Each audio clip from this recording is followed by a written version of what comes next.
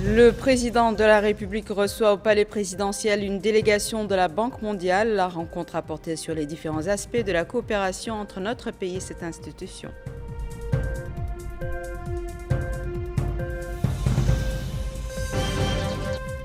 Les habitants de la wilaya de la Saba expriment leur appréciation pour la visite prochaine du président de la République qui comprendra l'inauguration de plusieurs projets de développement.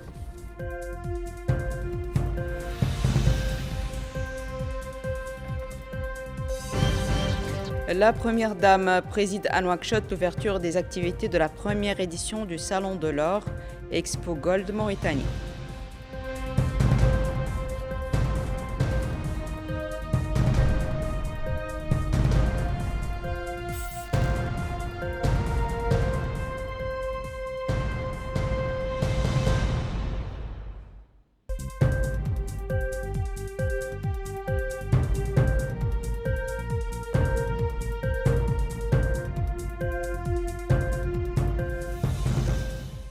Bonsoir mesdames, mesdemoiselles et messieurs, merci de vous joindre à nous. Nous ouvrons ce journal par le courrier du président de la République, M. Mohamed Ould-Cheikh Al-Ghazouani, qui a adressé ce message ce jeudi, un message plutôt de félicitations à son Excellence M. William Ruto, président de la République du Kenya, à l'occasion de la célébration de la fête nationale de son pays.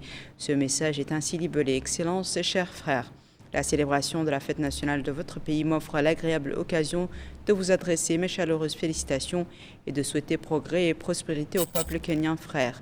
Je saisis cette occasion pour vous assurer de notre ferme volonté d'œuvrer au développement des relations de coopération entre nos deux pays et au renforcement des relations d'amitié et de fraternité qui unissent nos deux peuples frères. Je vous prie d'agréer, Excellence et chers frères, l'expression de ma très haute considération, Mohamed Ould-Cheikh Al-Ghazouani. Le président de la République, M. Mohamed Ould-Cheikh Al-Ghazouani, a reçu aujourd'hui au palais présidentiel de Nouakchott une délégation de la Banque mondiale conduite par Mme Anna Bjerd, directrice générale des opérations de l'institution. La rencontre s'est déroulée en présence du ministre directeur du cabinet du président de la République, M. Nanul Chourouka, du ministre des Affaires économiques et du Développement, M. Abdullah Suleiman Chersidia, ainsi que de plusieurs responsables de la présidence et du ministère, dont M. Sidi Mohamed Qaber, Mme Aïssata Diallo et M. Mohamed Saroul Nani, directeur général des financements et de la coopération économique. À l'issue de la rencontre, Mme Bjerd a déclaré à l'agence mauritanienne d'information que les échanges avaient été particulièrement fructueux. Elle a indiqué que la réunion avait permis de discuter du nouveau cadre de partenariat pays lancé le même jour, un programme quinquennal définissant les axes de coopération entre la Mauritanie et le groupe de la Banque mondiale.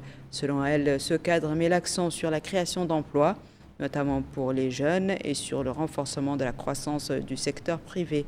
La responsable a également salué les efforts constants du chef de l'État dans plusieurs domaines, citant en particulier son rôle décisif dans la mobilisation de financement en faveur des pays les plus pauvres via l'Association internationale de développement. Elle a rappelé que le président Ghazouani s'est illustré comme un ardent défenseur du renouvellement des ressources de l'IDA 21. Madame Gerd est également revenue sur l'initiative Mission 300, lancée il y a un an à Dar es Salaam, visant à connecter 300 millions d'Africains à l'électricité d'ici 2030. 29 pays ont depuis adhéré au programme. Elle a souligné le rôle essentiel du président mauritanien dans la promotion de cette initiative énergétique stratégique. La directrice générale des opérations a enfin évoqué la situation régionale, exprimant sa profonde appréciation pour le leadership du président Ghazouani dans un contexte marqué par l'instabilité et les défis sécuritaires.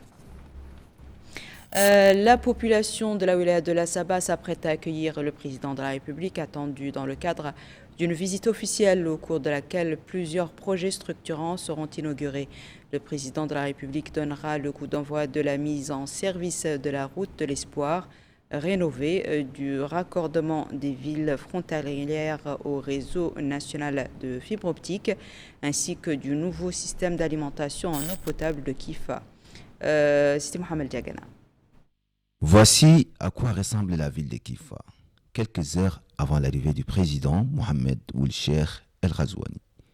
Banderole, impactantes, danses et chants témoignent de l'enthousiasme des habitants, débordant d'ambition et d'espoir quant aux retombées de cette visite. Les projets de développement, notamment l'accès à l'eau potable, la construction des routes et l'amélioration des services de communication, auront un impact direct sur la vie des habitants de la ville. Je suis très content de la visite du président de la République. Nous rencontrons d'énormes difficultés, manque d'eau, santé, entre autres. Mais nous espérons, avec la venue du président, tous ces problèmes seront réglés. La réhabilitation de certaines routes dans la zone peut régler définitivement les problèmes. Nous remercions le président de la République pour son attention. L'Internet est très important car ça nous facilite la communication entre nous et nos parents vivant dans les camps Poumons. Et font partie intégrante du programme local de développement d'urgence de la ville. Sidi Mohamed Diagana, Télévision Mauritanie, Kifa.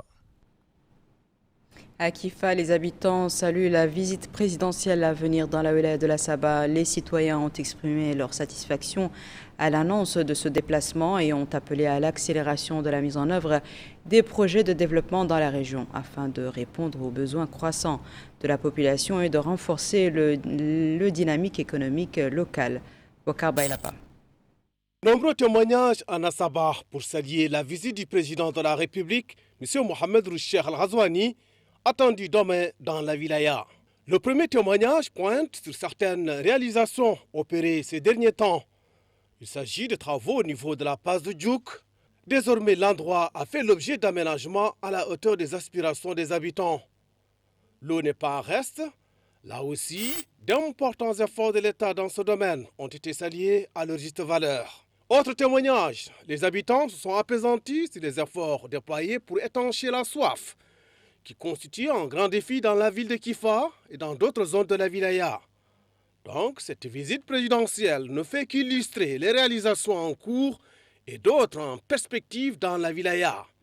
En d'autres termes, ils affirment que l'Assaba en a tant besoin pour la promotion du développement local.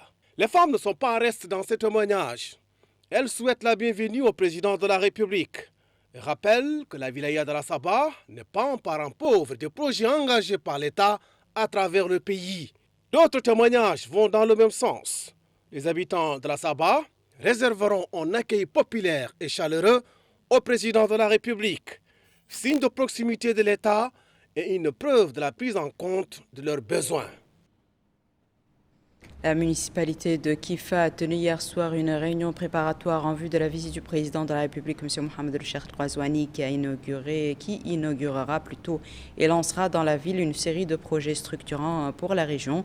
Le maire, M. Jamal El-Kaboud, a salué l'importance de ce déplacement, soulignant la dimension développementale des initiatives qui visent à moderniser les infrastructures locales et à faciliter l'accès des citoyens aux services essentiels. Les participants à la réunion ont également mis en avant les orientations stratégiques des autorités publiques, rappelant leur rôle dans la promotion du développement local et l'amélioration des conditions de vie de la région. Je vous le disais en titre, la première dame, Dr Mariam Mohamed Fadl, a supervisé ce matin au Palais international des congrès Mokhtar El-Dadda à Nouakchott l'ouverture de la première édition du Salon de l'Or, Expo Gold Mauritanie, organisée pour la première fois en Mauritanie. Aminata Khan. La première dame, Dr Mariam Fadl, a supervisé au Palais international des conférences Mokhtar El-Dadda l'ouverture de la première édition du Salon de l'Or. La ministre de l'Action sociale, de l'enfance et de la famille, Mme Savia Mintetaha, a exprimé sa joie d'ouvrir cette première édition, soulignant qu'il s'agit d'un événement économique qui intervient à un moment important pour le développement des industries nationales. Elle a souligné que le parrainage de cette exposition par la première dame, Dr Mariam Fadl, n'est pas seulement un parrainage économique, comme elle l'a toujours fait en soutenant et en défendant des initiatives, mais un message clair que l'État place au premier rang de ses priorités l'autonomisation des femmes créatives. Elle a déclaré que cette exposition s'inscrit en droite ligne avec les orientations du président qui fait de l'autonomisation des femmes et de l'élargissement de leur participation à l'économie un pilier essentiel de son programme social. À la ministre d'indiquer que cette exposition représente aussi une opportunité stratégique sur laquelle il faut s'appuyer pour renforcer la fabrication locale de l'or et des bijoux dans le but de développer des produits portant une empreinte made in Mauritania. De son côté, la présidente du Salon de l'Or, Mme Data Taïb, a indiqué que cette exposition n'est pas née par hasard, mais grâce à une vision et une forte volonté de faire de l'or mauritanien un élément économique organisé, transparent et capable de concurrencer les commerces internationaux. Il est à noter que l'assistance a suivi un exposé détaillé présenté par plusieurs personnalités sur l'artère de l'or chez nous, histoire, production et impact. Ainsi, elle a pris connaissance des formes et créations et a reçu d'amples explications sur l'importance de ce domaine et son organisation pour répondre aux aspirations des commerçants et des investisseurs, en particulier des femmes. Le Premier ministre, M. Mokhtar Ould-Daddah, a reçu aujourd'hui à Nouakchott la directrice générale des opérations de la Banque mondiale, Mme Anna Bjerd, au cours de la réunion qui coïncide avec le lancement d'un nouveau cadre de partenariat entre la Mauritanie et la Banque mondiale. Les points de vue ont été échangés sur la réalité et les perspectives de la coopération existante entre la Mauritanie et cette institution financière internationale, ainsi que les moyens de la renforcer et de développer les programmes liant les deux parties. Ont assisté à la réunion le ministre des Affaires économiques et du Développement, M. Abdullah Suleiman Chersidia, le directeur adjoint du cabinet du Premier ministre, le conseiller du Premier ministre chargé de l'économie et des finances et le directeur général des financements et de la coopération économique au ministère des Affaires économiques et du Développement. Aujourd'hui à Nouakchott, le président de l'Assemblée nationale, M. Mohamed Bombo Meguet, a reçu une délégation allemande de haut niveau conduite par Roland Thiès, membre du Bundestag, accompagné de Lars Dober, conseiller politique à l'ambassade d'Allemagne, ainsi que des représentants de la fondation Konrad Adenauer. Au centre des échanges, les relations d'amitié et de coopération entre la Mauritanie et l'Allemagne, particulièrement dans le domaine parlementaire, ainsi que les défis sécuritaires régionaux et internationaux. Le président de l'Assemblée a rappelé le rôle clé des parlementaires dans la résolution des conflits et l'importance d'une diplomatie parlementaire dynamique pour appuyer la sécurité à l'échelle mondiale. La rencontre a rassemblé plusieurs députés, dont le président du groupe d'amitié parlementaire Mauritanie-Allemagne, M. Ahmedou Lembale, et le chef du groupe parlementaire du Parti Nsaf, M. Mohamed Lamine Hamoud Omar. En marge de la réunion, la délégation allemande a visité la chaîne de la télévision parlementaire et la salle des séances, marquant ainsi la volonté des deux pays à renforcer leur coopération. Le bureau des présidents de l'Assemblée nationale, présidé par M. Mohamed Bombo Meguet, a tenu ce matin sa réunion périodique. Au centre des discussions, la programmation de la séance plénière destinée à élire un nouveau membre de la Cour suprême de justice en remplacement du membre démissionnaire. Cette initiative intervient après que le bureau a constaté la vacance du poste à la demande de la majorité des membres de la Cour. Il a été décidé que l'élection se tiendra lundi 15 décembre 2025 à 17h, marquant une étape importante dans le renouvellement et le fonctionnement de la plus haute instance judiciaire du pays. Le groupe parlementaire d'amitié Mauritanie-Allemagne a tenu une réunion avec une délégation du Bundestag, le Parlement allemand, dans le cadre du renforcement des relations entre les deux pays. En marge de cette rencontre, la délégation allemande a effectué une visite de la chaîne parlementaire et de la salle des séances de l'Assemblée nationale, témoignant de l'intérêt mutuel pour un partenariat parlementaire plus étroit. La commission des finances de l'Assemblée nationale a tenu jeudi au siège de l'Assemblée à Nouakchott une réunion présidée par le député Ali Mamadou Khan, son président. La réunion a été consacrée à l'examen du budget du ministère chargé du secrétariat général du gouvernement dans le projet de loi de finances initiative pour l'année 2026. Le ministre chargé du secrétariat général du gouvernement, M. Mokhtar Hossein-Oulam, a présenté les différents chapitres de ce budget et leurs domaines de dépenses.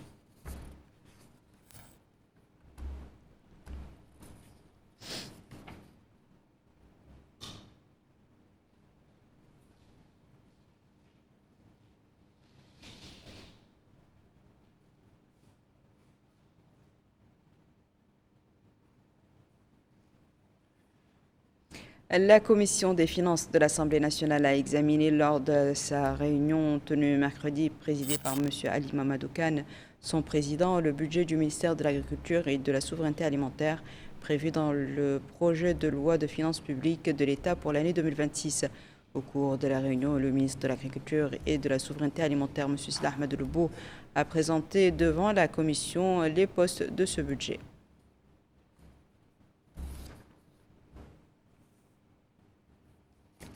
Le ministre de la Justice, M. Mohamed El-Soueidat, a supervisé ce matin à Nouakchott le lancement de l'atelier de validation des codes d'éthique spécifiques aux juges, aux greffiers et aux professions judiciaires. C'est un compte-rendu de Memouna Lo. Étudier et examiner le processus de réforme du système judiciaire. Tel est l'objectif de cet atelier de validation. Il est représenté par les codes d'éthique des juges et des professions judiciaires à travers 3 sous-ateliers. Dans son allocution, le ministre de la Justice, Mohamed El-Soueidat, a souligné que l'éthique professionnelle représente l'esprit par lequel la justice circule dans les veines de la société. Elle est la boussole qui guide le comportement et oriente la décision et confère au service judiciaire sa place et son prestige. Il a ajouté que les textes juridiques, aussi précis soient-ils, restent un cadre théorique s'ils ne sont pas soutenus par un comportement professionnel intègre qui réalise les objectifs et l'esprit de la justice. Le premier sous-atelier est dédié à la validation du projet de code d'éthique des juges. Le deuxième a examiné le code d'éthique des greffiers, tandis que le troisième passe en revue les codes d'éthique des professions juridiques libérales. Le ministre de la Défense, des Affaires des retraités et des enfants des martyrs, M. Hanan El-Sidi, a reçu aujourd'hui à Nouakchott une délégation du Parlement allemand conduite par un député du Parti de l'Union démocrate chrétienne au Bundestag allemand, actuellement en visite dans notre pays. Les discussions ont porté sur les questions les plus importantes liées à la sécurité et à l'évaluation de la situation actuelle dans la région du Sahel. Outre le secrétaire général du ministère de la Défense et des Affaires des retraités et des enfants des martyrs, ont assisté à la réunion les membres de la délégation accompagnant le responsable allemand, comprenant le directeur général du département Moyen-Orient et Afrique du Nord à la Fondation Konrad Adenauer allemande et le directeur du programme régional pour le Sahel à la Fondation Konrad Adenauer allemande. Le ministre de l'Intérieur et de la décentralisation et du développement local, M. Mohamed Ahmed Mohamed Lemine, a supervisé ce matin à Nouakchott en présence du ministre de la Justice, M. Mohamed El-Soueidat, et du ministre délégué auprès du ministre de l'Intérieur et de la décentralisation et du développement local chargé de la décentralisation et du développement local, M. Yaroub El-Salem, l'ouverture des travaux de la première session de formation des commissions régionales de gestion des frontières. C'est un compte-rendu de Fatima Tadé. L'amélioration de la performance administrative et le renforcement de la proximité avec le citoyen sont au cœur de la session de formation lancée à Nouakchott. Pendant 10 jours, les autorités administratives, les élus régionaux, les maires et les responsables de sécurité de Wilaya de Nouakchott, du Trarza et de Dakhlet de Nouadhibou travaillent à moderniser leurs méthodes et à renforcer leurs capacités. Cette initiative, conduite par le ministère de l'Intérieur, s'inscrit dans le programme national de réforme engagé par le président de la République, Mohamed El-Cheikh El-Ghazouani. Le ministère de l'Intérieur a précisé que cette étape, la 10e après Attar, sera généralisée à toutes les wilayas. Il a insisté sur la nécessité d'une administration qualifiée capable de gérer efficacement les ressources publiques et d'assurer un service équitable loin des considérations tribales ou communautaires. La présidente de la région de Nouakchott, quant à elle, Fatimatou Mint Abdel Malek, a souligné que les orientations présidentielles ont posé les bases d'une société unie et d'une citoyenneté inclusive. Elle a rappelé que la décentralisation constitue désormais un pilier stratégique du développement et que les élus, en lien direct avec la population, jouent un rôle essentiel dans la mise en œuvre de ces politiques aux côtés de l'administration. Au cours de cette première journée, les participants ont suivi plusieurs exposés portant notamment sur la lutte contre l'immigration clandestine, l'école républicaine, la gestion des frontières et les mécanismes d'aménagement foncier en milieu urbain et rural. Hier à Nouakchott, le ministre de l'Intérieur, de la Promotion, de la Décentralisation et du Développement local, M. Mohamed Ahmed Mohamed Lemine, a présidé une réunion rassemblant les autorités administratives, les présidents de région, les maires et les commandants des forces de sécurité des wilayas de Nouakchott, Trarza et Dakhlet Mouadibou. Le ministre a souligné l'importance de ces rencontres pour aborder les questions nationales prioritaires, la lutte contre le tribalisme, le rapprochement de l'administration aux citoyens, la sécurité, la gestion des frontières, le renforcement de l'école républicaine, la bonne gestion de l'espace public, la lutte contre la corruption, l'urbanisme, le développement local et la décentralisation que la gestion de l'immigration clandestine. Les participants ont salué les acquis des dernières années et insisté sur la nécessité de poursuivre les efforts pour contrer les comportements nuisants à l'intérêt national. Les élus locaux ont quant à eux présenté leurs doléances et soulevé des problèmes spécifiques à leur circonscription. À Nouakchott, le projet d'appui au secteur de l'éducation financé par la France a officiellement pris fin ce jeudi. Ce programme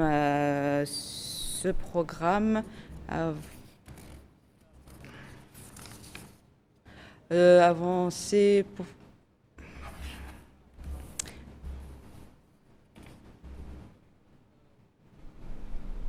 Ce programme avait pour objectif de réformer la formation initiale des enseignants, de développer une politique linguistique éducative multilingue et de renforcer la numérisation dans les écoles.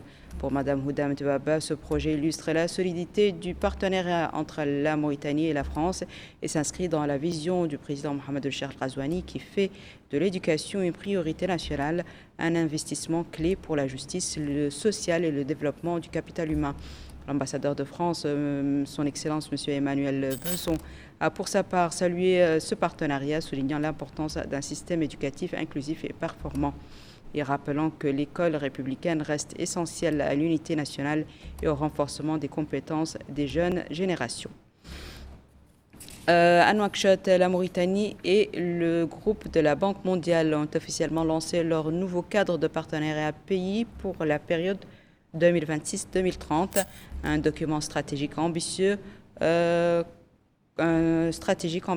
centré sur la diversification économique et la création d'emplois dans la lignée des priorités nationales de développement. Les autorités mauritaniennes voient dans ce partenariat un levier essentiel pour accélérer la transformation de l'économie et améliorer les services publics et renforcer l'inclusion, en particulier pour les jeunes et les femmes.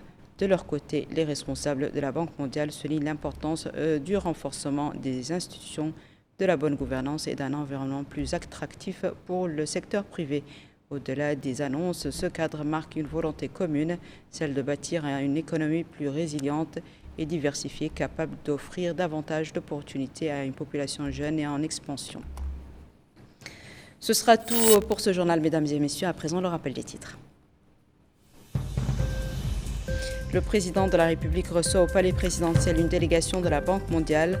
La rencontre a porté sur les différents aspects de la coopération entre notre pays et cette institution.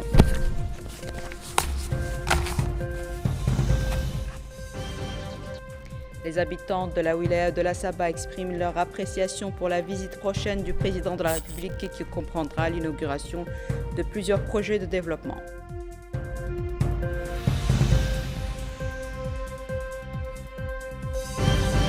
La première dame préside à Nouakchott l'ouverture des activités de la première édition du Salon de l'Or, Expo Gold Mauritanie.